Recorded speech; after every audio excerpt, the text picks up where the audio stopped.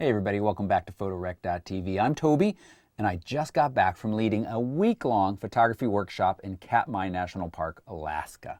Before I left, I made a video sharing my excitement for this lens, a $1,400 lens with better range and a few more additional features than the much more expensive 100 to 400 or even the still more expensive 200 to 600. Now, I'm ready to share how this mud-spattered Tamron lens performs and compares to these lenses in the real world. I got no idea how it got so muddy though.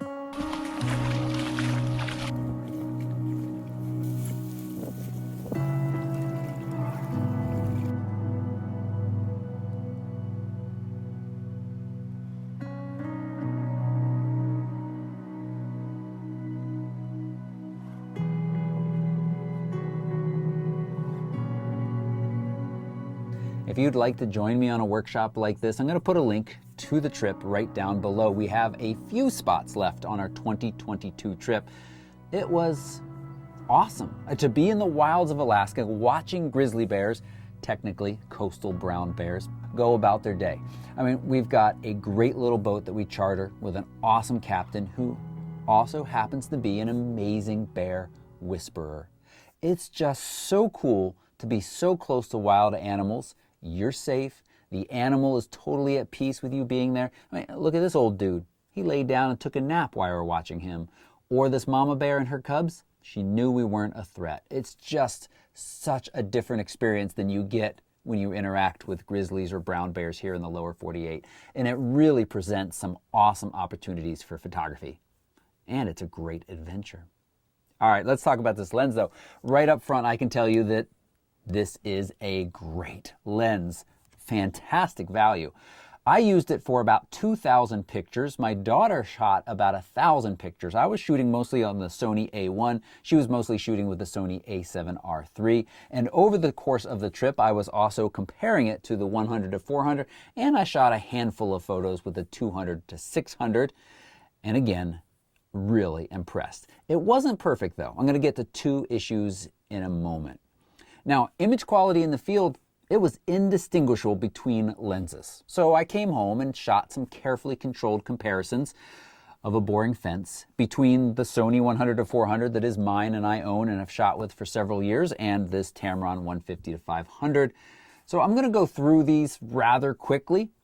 All of these test shots are available for you to download and peep if you'd like at the link right down below. And I want to stress that although the 100 to 400 wins in most of these comparisons, the difference is often very slight when using the widest aperture at these focal lengths. And if you stop down to f8, it becomes a near tie. And again, in the wilds of Alaska, I never saw a noticeable difference in quality. Now, comparing the two lenses at their minimums, 100 versus 150, I give the Sony a slight edge in the center and more noticeable edge when looking out at the corners. I'll say this, not a single shot from Alaska was ruined because of soft corners. In fact, I can't think of a single shot of mine ever being ruined because the corners aren't as sharp as I would like. More often it's I've screwed up the composition or something like that. But again, I digress. In the real world, the difference was so really negligible. I will say this though, there were a few times where I missed the 100 millimeters. 150 felt a bit tighter. Now, I was using this lens both as a wildlife lens and a lens to document the guests on this trip in the environment. And when you're doing that, there is a noticeable difference between 100 and 150 when photographing nearby people as opposed to distant wildlife. So that does give a little bit of a nod to the 100 to 400 for being a tiny bit more versatile. Now at 200 millimeters, again, the 100 to 400, a tiny bit sharper in the center and the corners. Now at 300 millimeters, it was a toss-up. They looked identical to me, even in this carefully controlled test, though about out at the corners, it's a little bit better with the Sony 100 to 400. And at 400 millimeters, the Sony is a tiny bit better. And of course, if you're shooting 400 versus 400 on the Tamron, you are at f5.6 versus f6.3 with the Tamron. And again, the corners are a little bit better with the Sony lens.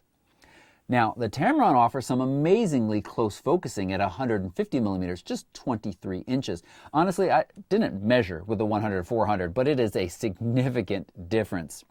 Now, if we compare the close focusing at 400 and, well, 500 when using the Tamron, the difference is very slight. And looking carefully at the sharpness here, they look nearly identical to me. Now, I was curious to see how the focusing speed and accuracy would compare, and again, in the field, I saw no difference. IAF was just there as often and as accurate, and focus is fast. One of the nice things that Tamron has done here is put a linear motor in this, which is very similar to many of the high-end Sony lenses, and that contributes to its speed. Now, it wasn't perfect though. I mentioned at the beginning there were two issues I saw with this lens. One seems to be common with newer Tamron lenses. Twice while it was on the Sony a7R III that my daughter was using, the Tamron just stopped focusing. I shouldn't say this is necessarily Tamron. Third-party lenses can have this issue from time to time and often need firmware updates in that first year after release. In all of these cases, well, the two times it happened to me, a quick lens disconnect and a reconnect fixed it instantly. I never saw it happen when I was shooting with it on the Sony A1. But I did see this issue on the Sony A1, shooting video, stabilization mode 3. Remember, you got 3 modes. I talk about them in that other video, which if you haven't watched that, I'll link that right down below. Stabilization mode 3 is supposed to be always on. I saw some issues with it being on in video mode. Never an issue in photos, but in video mode. It wasn't a consistent issue, but I saw it happen more than once, so that's something to be careful with. Overall, though, I was happy with the focusing speed and smoothness when shooting video, and other than that kind of weird error, I didn't really notice any difference when shooting video between these two lenses. One note that I did notice, both in the field and also in my carefully controlled test, the Tamron renders colors a bit warmer than the Sony 100-400. Both lenses, identical white balance, identical settings, and the Tamron usually looks a little warmer. Now, one important informational point. I was wrong about something. In my informational video, the prior one I just said I had linked to, I said you can get 30 frames per second with the Tamron on the A1. That is true, but not if you're engaging autofocus. Sorry. When you engage autofocus, it does max out at 20 frames per second. And again, this applies only to the A1. Now, physically, I do appreciate the slightly lighter weight and the balance of the 100-400. The Tamron is heavier enough that you feel it when holding one right after the other. I never really could tell which one was in my camera bag though. That difference isn't big enough.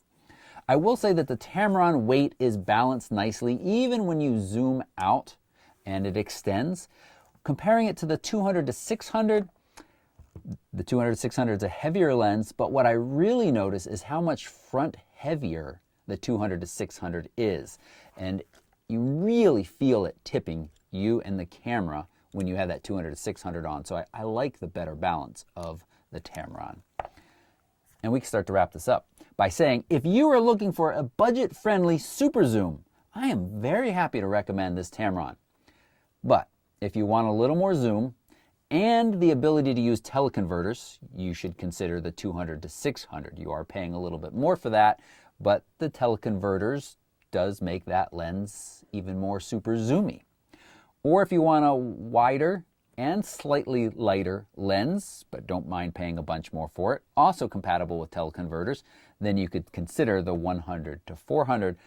But I have to say again, this is a very compelling lens.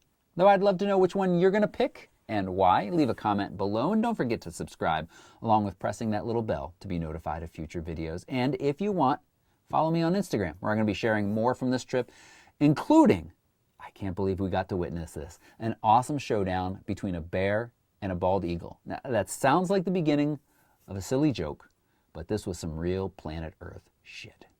Thanks for watching. Bye-bye.